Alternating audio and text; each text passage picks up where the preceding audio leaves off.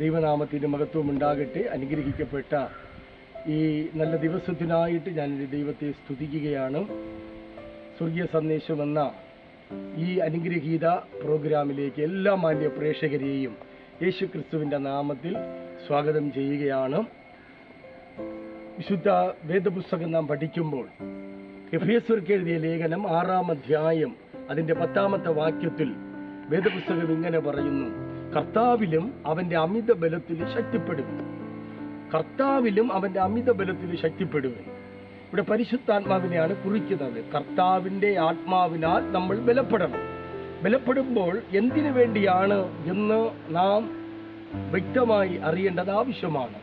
കർത്താവിലും അവൻ്റെ അമിത ബലത്തിൽ ശക്തിപ്പെടുമ്പോൾ ഒന്നാമതായി അവിടെ പറയുന്നത് അപ്പോസ്തലനായ പൗലോസ് പിശാചിന്റെ തന്ത്രങ്ങളെ ജയിക്കാൻ കഴിയേണ്ടതിനാണ്.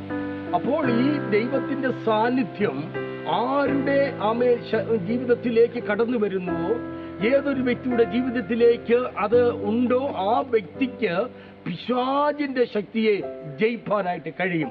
ഈ ലോകത്തില് നമുക്കറിയാം, ലൂസിഫർ അഥവാ സാത്താൻ കൊച്ചു കുഞ്ഞുങ്ങൾ ഉൾപ്പെടെ മുതിർന്നവർ വരെ എല്ലാവരെയും ശത്രു അല്ലെങ്കിൽ പിശാച് തകർത്തുകൊണ്ടിരിക്കുകയാണ്. ആയതുകൊണ്ട് കർത്താവിലും അവൻ്റെ അമിതബലത്തിൽ ശക്തിപ്പെട്ട് പിശാചിന്റെ തന്ത്രങ്ങളെ ജയിച്ച് ഈ വരുമാനുള്ള ലോകത്തിൽ നിൽപ്പാൻ നിങ്ങൾക്ക് കഴിയേണ്ടതിന് ദൈവത്തിന്റെ സർവായുധവർഗം നിങ്ങൾ ധരിച്ചുകൊള്ളണം.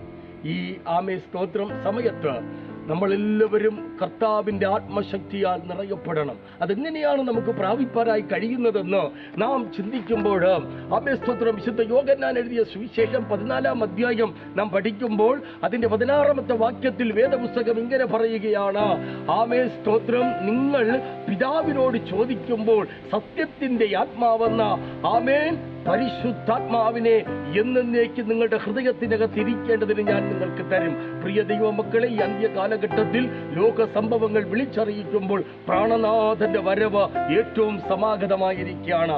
ആ കാലഘട്ടത്തിൽ നമുക്ക് കർത്താവ് വരുന്നതിന് മുമ്പ് ഈ ലോകത്തിൽ ജീവിക്കുമ്പോൾ ഈ ദൈവിക സാന്നിധ്യം നമുക്ക് ഏറ്റവും അത്യന്താപേക്ഷിതമാണ്. ഇതിനുവേണ്ടി നിങ്ങൾ ഈ നാളുകളിൽ എൻ്റെ പ്രോഗ്രാം കടന്ന് എല്ലാ പ്രിയപ്പെട്ടവരും ദൈവത്തോട് പ്രാർത്ഥിക്കുക.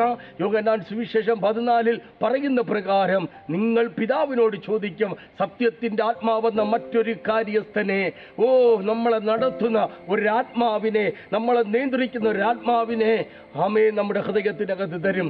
ആ ആത്മാവിനെ എല്ലാ മാന്യ പ്രേക്ഷകരും പ്രാപിച്ചുകൊണ്ട് ഈ അന്ത്യകാലഘട്ടത്തിൽ നമുക്കെതിരെ വരുന്ന എല്ലാ ശത്രുക്കളെയും തകർത്തുടച്ചുകൊണ്ട് സ്തോത്രം മുൻപോട്ട് പോകുവാൻ ദൈവത്തിന്റെ ആത്മാവ് നമ്മളിൽ ഉണ്ടെങ്കിൽ നമുക്കതിന് കഴിയും. ആയതുകൊണ്ട് തന്നെ നമ്മളത് പ്രാപിക്കണം.